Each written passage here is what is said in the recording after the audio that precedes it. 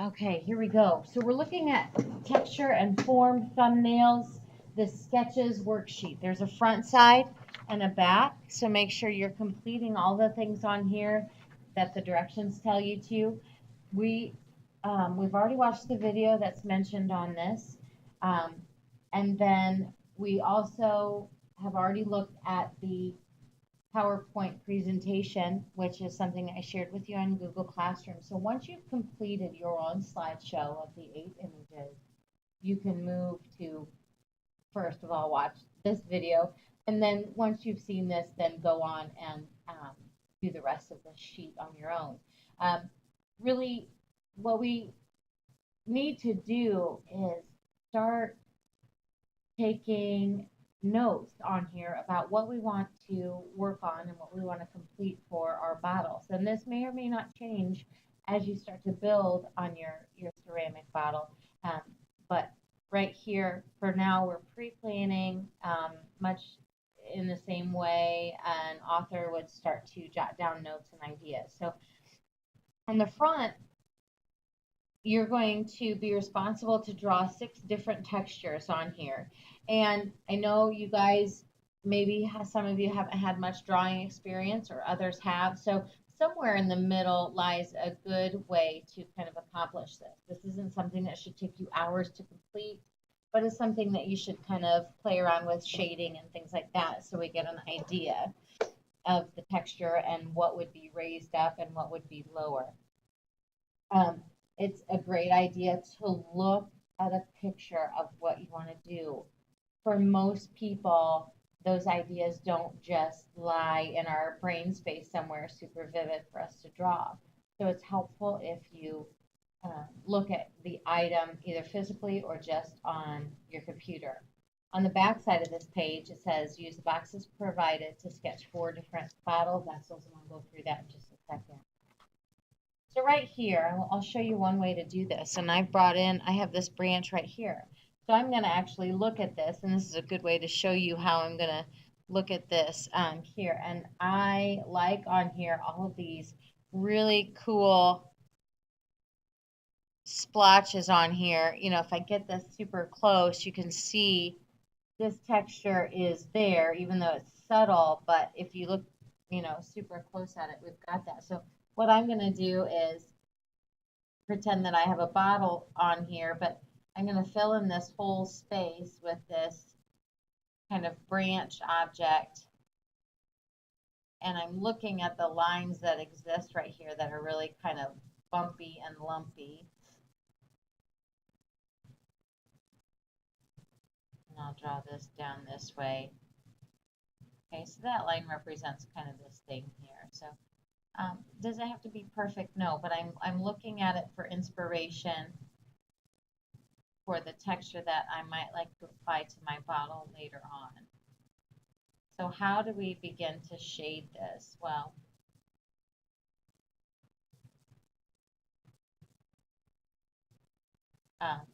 these areas are going to be raised up. I'm just going to take my pencil quick, and this is called cross-hatching, you guys. If you've never done this before, this is a quick, easy way to show shading. So that is an indicator that that's going to be a divot in the clay, and it's going to be down, and that will be where glaze pools up later. So that'll be cool. In this little bitty thing here, I see these little tiny circles.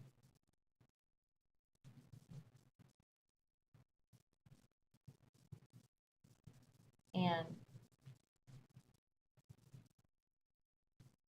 they're really interesting and really unique. And the edge of this, I'm going to go back and redraw. When you sketch, you just draw and redraw. There's not much need for erasing a ton or anything like that. You just kind of get quick lines first, and then you can get lines that look better later. This is going to represent a space that's a divot, or that's down lower than my other pieces. Okay. Do you have to draw this perfect? Absolutely not. I'm just giving you some quick tips and steps to make you feel like you could be successful and kind of get your point across. So I think you get the idea there. I would keep going with this image and keep shading and keep playing around with how I could get some cool textures on there. Okay. Another thing I'll show you quick is just a shell, and I'll move on after this so we can do some other things. But I'm going to zoom this back out. When I look at the shell here, I've got all these textures. So I'm looking at this in terms of it. I'm not trying to set out and draw a shell. I wasn't trying to draw a branch over here either.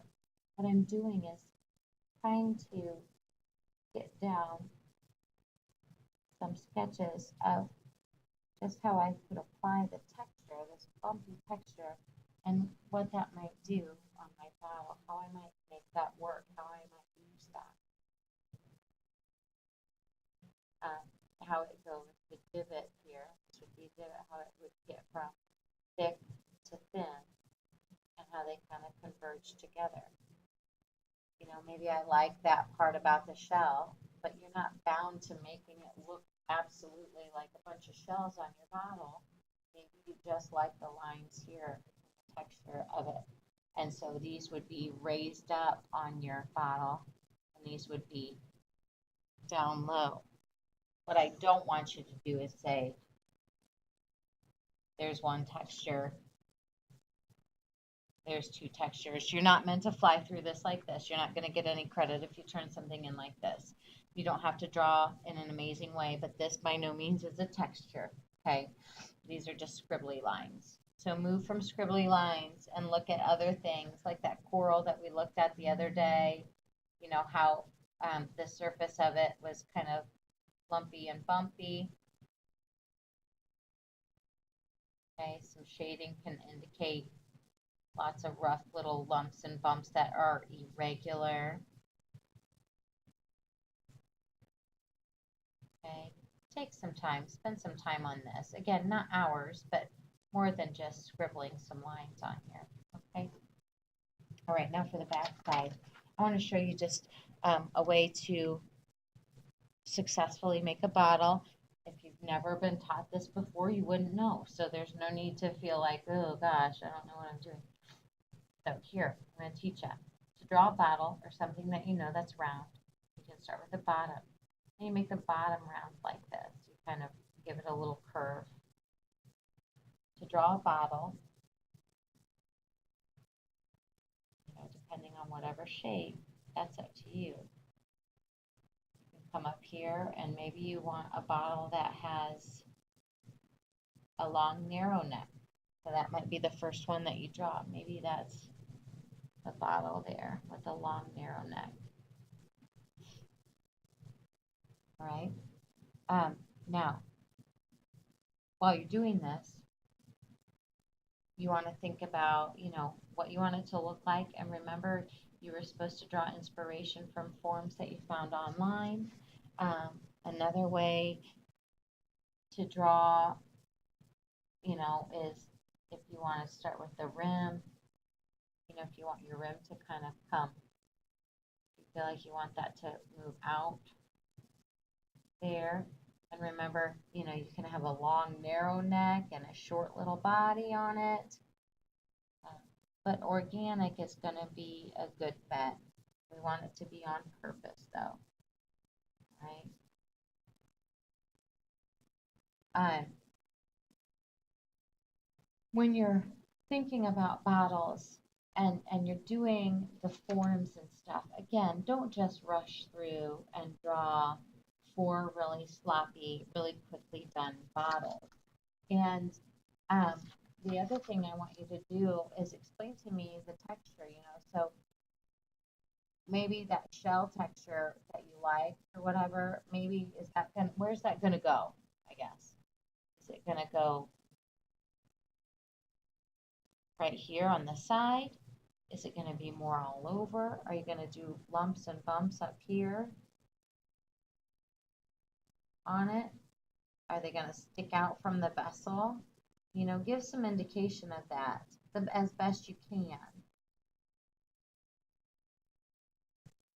You know, are you thinking sea life? What are you doing? Again, don't just draw a bottle and go.